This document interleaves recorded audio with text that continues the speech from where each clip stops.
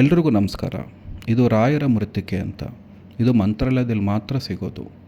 ಮೃತ್ತಿಕೆ ಅಂತಂದರೆ ಪ್ರತಿ ವರ್ಷ ಆಷಾಢ ಮಾಸ ಹುಣ್ಣಿಮೆ ದಿನ ಮೂಲ ಬೃಂದಾವನ ಹಿಂದೆ ಇರುವಂತಹ ಪವಿತ್ರವಾದ ತುಳಸಿ ಕಟ್ಟೆಯಿಂದ ಮಣ್ಣನ್ನು ತಗೊಂಡು ಅದನ್ನು ಚಿನ್ನದ ತಟ್ಟೆಯಲ್ಲಿಟ್ಟು ಸಾಲಿಗ್ರಾಮ ಇಟ್ಟು ಅನುಗ್ರಹಪೂರ್ವಿತವಾದ ರಾಯರ ಆಶೀರ್ವಾದ ಪಡ್ಕೊಂಡಿರುತ್ತೆ. ಇದು ಯಾರ ಮನೆಯಲ್ಲಿರುತ್ತೆ ಅಲ್ಲಿ ಸಾಕ್ಷಾತ್ ರಾಯರೇ ನೆಲೆಯೂರಿರ್ತಾರೆ. ಇದು ಯಾವುದಕ್ಕೆ ಉಪಯೋಗಿಸ್ಬೋದು ಅಂತಂದರೆ, ಚಿಕ್ಕ ಮಕ್ಕಳು ತುಂಬ ಚಂಡಿ ಹಿಡಿದಾಗ, ಮಕ್ಕಳೆಲ್ಲ ಆರೋಗ್ಯದಲ್ಲಿ ತೊಂದರೆ ಉಂಟಾದಾಗ, ವಯಸ್ಸಾದವರಿಗೆ ಬಹಳ ಆರೋಗ್ಯದಲ್ಲಿ ತೊಂದರೆ ಇದ್ದಾಗ ಇದನ್ನು ಒಂದು ಚಿಟಿಕೆ ಕೈಯಲ್ಲಿ ಹಾಕ್ಕೊಂಡು ತೀರ್ಥ ರೂಪವಾಗಿ ಸ್ವೀಕಾರ ಮಾಡ್ಬೋದು. ಇದನ್ನು ಸ್ವೀಕಾರ ಮಾಡಿದ ತಕ್ಷಣ ಅವರ ಆರೋಗ್ಯ ಎಂತಹ ಸಮಸ್ಯೆ ಇದ್ದರೂ ಕೂಡ ಕ್ಷಣ ಮಾತ್ರದಲ್ಲಿ ನಿವಾರಣೆ ಆಗುತ್ತೆ. ಮತ್ತು ಯಾರ ಪ್ರಮುಖವಾದ ಕೆಲಸಕ್ಕೆ ಹೋಗಬೇಕು ಅಂತಂದಾಗ, ಕೋರ್ಟ್ ಆಗಿರ್ಬೋದು ಅಥವಾ ಅವರ ವ್ಯವಹಾರ ಸ್ಥಳಕ್ಕಾಗಿರ್ಬೋದು, ಈ ಮೃತ್ತಿಕೆನ ತೊಗೊಂಡೋದಾಗ ಅವರ ಕೆಲಸ ನೆರವೇರುತ್ತೆ. ಈ ಮೃತ್ತಿಕೆ ಎಲ್ಲಿ ಸಿಗುತ್ತೆ ಅಂತಂದರೆ, ತುಂಗಭದ್ರಾ ನದಿ ದಡದಲ್ಲಿರೋ ವೆಂಕಟೇಶ್ವರ ದೇವಸ್ಥಾನ ಬೀದಿಯಿಂದ ಕೆಳಗಡೆ ಬಂದರೆ ಪೂಜಾರ್ ಗುರುರಾಜಾಚಾರ್ಯ ಅಂತ ಬೋರ್ಡ್ ಹಾಕಿರ್ತಾರೆ. ಅಲ್ಲಿ ಬಲಗಡೆಯಲ್ಲಿ ಅವರ ದೊಡ್ಡ ಮನೆ ಇದೆ. ಅಲ್ಲೊಂದು ಗೇಟ್ ಸಿಗುತ್ತೆ. ಆ ಗೇಟ್ ಒಳಗಡೆ ಬಂದರೆ ಅಲ್ಲಿ ಒಬ್ಬರು ಮಹಿಳೆ ಇರ್ತಾರೆ. ಅವರಲ್ಲಿ ನಮಗೆ ಮೃತ್ತಿಕೆ ಬೇಕು ಅಂತ ರಿಕ್ವೆಸ್ಟ್ ಮಾಡಿಕೊಂಡ್ರೆ ಅವರು ಪ್ಯಾಕೆಟಲ್ಲಿ ಕೊಡ್ತಾರೆ. ಒಂದು ಪ್ಯಾಕೆಟಿಗೆ 20 ರೂಪಾಯಿ ಚಾರ್ಜ್ ಮಾಡ್ತಾರೆ. ಮತ್ತು ತುಂಬ ಚೆನ್ನಾಗಿ ಮಾತಾಡ್ತಾರೆ ಮತ್ತು ಈ ಮೃತ್ತಿಕೆಯ ಮಹತ್ವ ಬಗ್ಗೆ ನಮಗೆ ತಿಳಿ ಹೇಳ್ತಾರೆ. ಮೃತ್ತಿಕೆ ತಗೊಂಡು ಸ್ವಲ್ಪ ಮೇಲೆ ಬಂದರೆ ವೀರಭದ್ರ ಸ್ವಾಮಿ ದೇವಸ್ಥಾನ ಇದೆ. ಇಲ್ಲಿ ವೀರಭದ್ರನ ಅನುಗ್ರಹ ಪಡ್ಕೊಂಡು ಪಕ್ಕದಲ್ಲೇ ಇರುವಂತಹ ಶ್ರೀ ರಾಮಲಿಂಗೇಶ್ವರ ಸ್ವಾಮಿ ದೇವಸ್ಥಾನಕ್ಕೆ ಭೇಟಿ ಕೊಡೋದನ್ನ ಮಾತ್ರ ಮರಿಬೇಡಿ.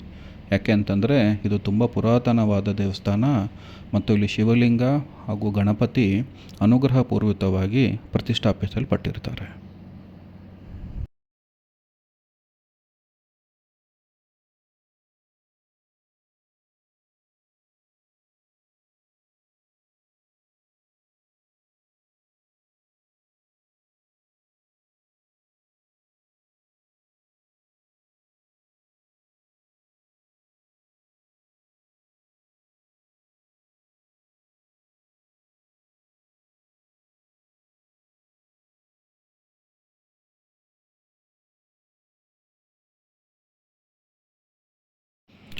ರಾಮಲಿಂಗೇಶ್ವರನ ದರ್ಶನ ಪಡ್ಕೊಂಡು ಸ್ವಲ್ಪ ಮುಂದುವರೆದರೆ ಬಲಗಡೆಯಲ್ಲಿ ವೀರಾಂಜನೇಯ ಸ್ವಾಮಿ ದೇವಸ್ಥಾನ ಇದೆ.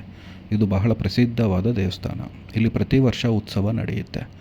ದೇವಸ್ಥಾನದ ಪ್ರವೇಶ ದ್ವಾರದಲ್ಲೇ 2 ನಾಗರಕಲ್ಲು ಪ್ರತಿಷ್ಠಾಪನೆ ಮಾಡಿರ್ತಾರೆ.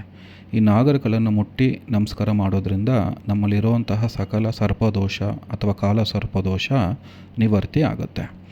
ಮತ್ತು ಈ ದೇವಸ್ಥಾನಕ್ಕೆ ಗರ್ಭಗುಡಿಗೆ ಪ್ರವೇಶ ಆಗುವಂತಹ ಸ್ಥಳದಲ್ಲಿ ನವಗ್ರಹ ಕಲ್ಲುಗಳನ್ನ ಪ್ರತಿಷ್ಠಾಪನೆ ಮಾಡಿರ್ತಾರೆ. ಅದಕ್ಕೆ ನಮಸ್ಕಾರ ಮಾಡಿಕೊಂಡು ನಾವು ಗರ್ಭಗುಡಿಗೆ ಪ್ರವೇಶ ಮಾಡಬೇಕಾಗತ್ತೆ. ಒಳಗಡೆ ಬರ್ತಿದ್ದಂತೆಯೇ ಕೇಸರಿ ಇಟ್ಕೊಂಡಿರ್ತಾರೆ.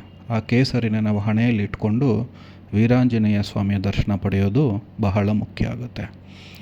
ಈ ದೇವರು ಎಷ್ಟು ಪ್ರಸಿದ್ಧಿ ಅಂತಂದರೆ, ಇಲ್ಲಿ ಯಾರಿಗಾರ ನೆಗೆಟಿವ್ ಎನರ್ಜಿಗಳಿದ್ದಾಗ, ಆತ್ಮ ಪ್ರಯೋಗ ಇದ್ದಾಗ ಮತ್ತು ಜೀವನದಲ್ಲಿ ಬಹಳ ಜಿಗುಪ್ಸೆ ಆದಾಗ ಈ ಸ್ವಾಮಿಯ ದರ್ಶನ ಪಡೆಯೋದ್ರಿಂದ ಅವರ ಜೀವನದಲ್ಲಿ ಸಕಲ ಕಷ್ಟಗಳು ನಿವಾರಣೆ ಆಗಿ ಅವರ ನೆನೆಸಿದ ಕಾರ್ಯ ನಡೆಯುತ್ತೆ ಅಂತ ಇಲ್ಲಿನ ಜನ ಹೇಳ್ತಾರೆ.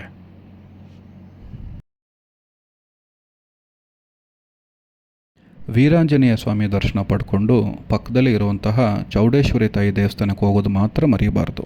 ಯಾಕೆ ಅಂತಂದರೆ ಈ ತಾಯಿಯ ದರ್ಶನ ಪಡೆಯೋದ್ರಿಂದ ನಮ್ಮಲ್ಲಿರುವಂತಹ ದೃಷ್ಟಿದೋಷ ನಿವರ್ತಿಯಾಗಿ ನಾವು ಮಾಡುವಂತಹ ಪ್ರತಿ ಕೆಲಸದಲ್ಲೂ ಯಶಸ್ವಿಯಾಗಿ ಮುಗಿಸೋಕ್ಕೆ ಈ ತಾಯಿಯ ಆಶೀರ್ವಾದ ಬಹಳ ಮುಖ್ಯ ಆಗುತ್ತೆ.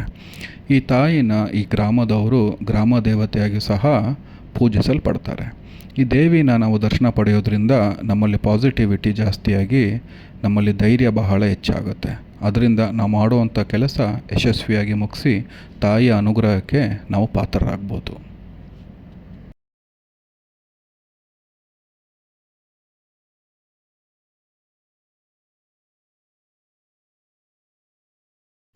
ಇಷ್ಟೇಳಿ ನಾನು ಈ ವಿಡಿಯೋನ ಮುಗಿಸ್ತಾ ಇದ್ದೀನಿ. ಎಲ್ರಿಗೂ ಒಳ್ಳೆಯದಾಗಲಿ. ಜೈ ಶ್ರೀರಾಮ್, ಜೈ ಭುವನೇಶ್ವರಿ.